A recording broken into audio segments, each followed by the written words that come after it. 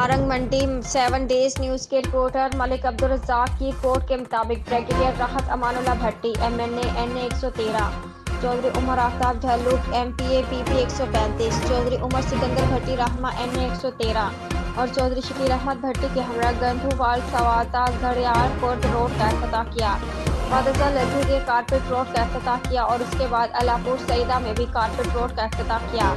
उम्मीदवार बराए एमएनए चौधरी उमर सिकंदर भट्टी ने इमरान खान के विजन पर रोशनी डालते हुए कहा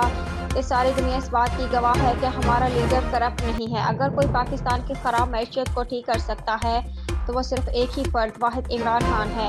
जिस पर तमाम पाकिस्तानी एतमाद करते हैं। चौधरी उमर आफ्ताब झल्लू ने अपने खिताब में इमरान खान की 4 साल कारकर्दगी बताते हुए कहा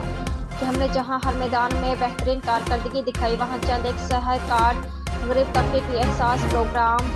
किसानों के लिए और नौजवानों के लिए नौजवान रोजगार प्रोग्राम और पनाहगाहें और लंगर खाने इस बात के सबूत हैं कि तहरीक इंसाफ गरीबों की मदद करने वाली वाहिद जमात है।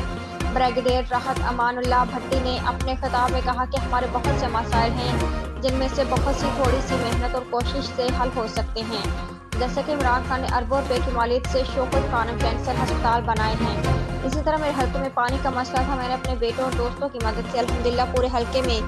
गहरे और साफ पानी के पंप्स लगा दिए हैं और अपने हल्का के अवाम के लिए कैडेट कॉलेज मंजूर करवाकर उसके लिए 80 एकड़ राशि भी ऊंचे फंड के करीब खरीद ली गई है और उनके लिए इसका बाकायदा इफ्तिताह भी कर दिया जाएगा।